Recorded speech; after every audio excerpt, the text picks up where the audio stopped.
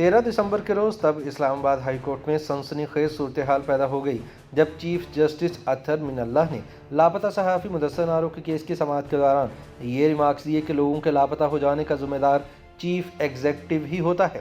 یہاں ایک سابق چیف ایگزیکٹو یعنی پرویز مشرف لوگوں کے اٹھانے کا فخر سے کتابیں لکھ کر کریڈٹ لیتا ہے۔ ہم ایسا کرتے ہیں کہ ایک ہال آف شیم بنا دیتے ہیں جس میں سب چیف ایگزیکٹوز کی تصاویر لگی ہوں۔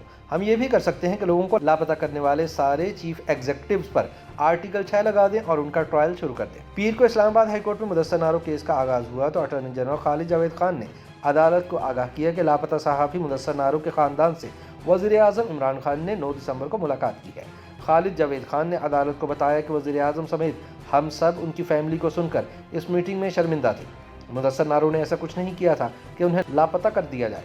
یاد رہے کہ رواں ماہ کے اوائل میں اسلام آباد ہائی کورٹ نے مدثر نارو کے لاپتہ ہونے سے متعلق کیس کی سماعت کے دوران وفاقی حکومت کو حکم دیا تھا کہ لاپتہ صحافی مدثر نارو کو 13 دسمبر کو عدالت میں پیش کیا جائے اور اگلی سماعت سے پہلے مدثر نارو کے والدین اور بچے کی وزیر اعظم عمران خان سے ملاقات کو یقینی بنایا جائے۔ تاہم وزیر اعظم نے بعد میں وفاقی کابینہ کے اجلاس کی صدارت کرتے ہوئے اسلام آباد ہائی کورٹ کے اس فیصلے کو چیلنج کرنے اور مدثر نارو کے خاندان سے ملاقات نہ کرنے کا فیصلہ کیا تھا، لیکن پھر وفاقی وزیر برائے انسانی حقوق ڈاکٹر شیریں مزاری کے اصرار پر انہوں نے 9 دسمبر کو مدثر نارو کی فیملی سے ملاقات کی۔ واضح رہے کہ مدثر نارو کو مبینہ طور پر اس وقت جبری طور پر لاپتہ کیا گیا جب وہ 20 اگست 2018 کو اپنے اہل خانہ کے ہمراہ گرمیوں کی چھٹیاں گزارنے کے لیے خیبر پختونخوا کے سیاحتی مقامات ناران اور کاغان گئے ہوئے تھے۔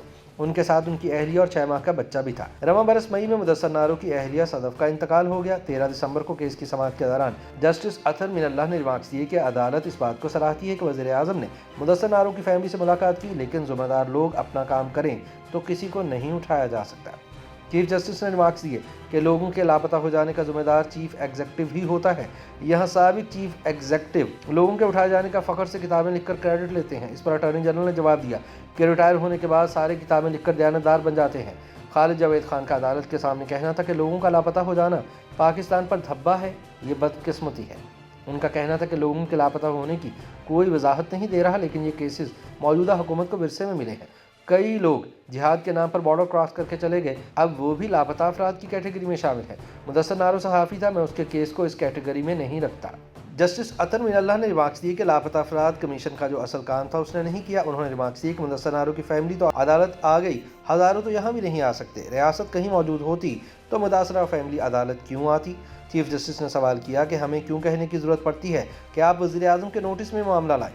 یہاں تمام ادارے آ کر کہتے ہیں ہمیں کچھ پتہ نہیں بندہ کہاں ہے۔ چیف جسٹس اسلام آباد ہائی کورٹ جسٹس اطہر من اللہ نے اٹارنی جنرل فار پاکستان خالد جاوید خان سے مکالمے کے دوران ریمارکس دیے کہ لاپتہ افراد پر سارے چیف ایگزیکٹو پر آرٹیکل 6 کیوں نہ لگا دیں۔ آرٹیکل 6 لگا کر تمام متعلقہ چیف ایگزیکٹوز کا ٹرائل شروع کرا دیتے ہیں، ایک ہال آف شیم بنا دیتے ہیں جس میں تمام چیف ایگزیکٹوز کی تصاویر ہوں۔ اس پر اٹارنی جنرل نے جواب دیا کہ صرف چیف ایگزیکٹو کیوں، باقی ذمہ داروں کو بھی تصاویر ہوں۔ چیف جسٹس اسلام آباد ہائی کورٹ نے ریمارکس دیے کہ حتمی ذمہ داری چیف ایگزیکٹو کی ہی ہوتی ہے۔ عدالت اس بات کی توقع کر رہی تھی کہ وفاقی کابینہ اس حوالے سے اپنا کردار ادا کرے گی کہ یہ پالیسی ہے۔ جسٹس اطہر من اللہ نے ریمارکس دیے کہ یا تو چیف ایگزیکٹو ذمہ داری لیں یا پھر ان کو ذمہ دار ٹھہرائیں جو ان کے تابع ہیں۔ ہمیں ایک فیصلہ تو لکھنے دیں، کسی کو تو ذمہ دار ٹھہرانے دیں۔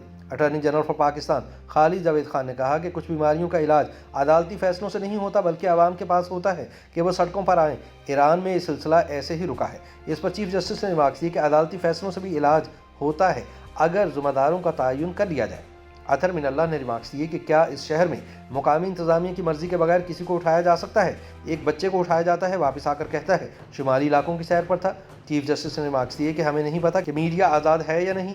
آزاد میڈیا ہوتا تو لاپتہ افراد کے خاندان کی تصویریں روز اخبارات میں چھپتی۔ عدالت میں موجود وکیل کرنل ریٹائرڈ انعام الرحیم ایڈوکیٹ نے کہا کہ میڈیا پر دباؤ ہے جو لاپتہ افراد کے خاندانوں کی مشکلات نہیں دکھا سکتا۔ انہوں نے کہا کہ ریاست میں ہونے والی بنیادی حقوق کی خلاف ورزیوں پر وزیر اعظم اور وفاقی کابینہ ذمہ دار ہیں۔ چیف جسٹس اطہر من اللہ نے ریمارکس دیے کہ جب ریاست خود جرم میں شامل ہو تو اس سے زیادہ تکلیف دہ بات نہیں ہو سکتی۔ چیف جسٹس نے کہا کہ یہ ایک ٹیسٹ کیس ہے کہ ریاست کا رد عمل کیا ہوتا ہے۔ رد عمل واضح اور نظر آنا چاہیے کہ لوگوں کو لاپتہ کرنا اور ریاستی پالیسی ہرگز نہیں۔ عدالت تو ایک فیصلہ ہی دے سکتی ہے، آپ معاونت کریں، ہم آرڈر جاری کریں گے۔ अटॉर्नी जनरल से मुखातिब होते हुए चीफ जस्टिस ने रिमार्क्स दिए कि आप आइन के मुताबिक मुआवनत करें, हम फैसला देते हैं, बताएं आर्टिकल 6 के तहत फैसला दे देते हैं। अदालत की मुआवनत करें कि लापता अफराद की जिम्मेदारी किस पर आयद की जाए। इस पर अटॉर्नी जनरल ने जवाब दिया कि मैं अदालत की मुआवनत ज़रूर करूंगा, लेकिन मुझे कुछ वक्त में मैंने ऐसा केस ज़िंदगी में कभी नहीं लड़ा।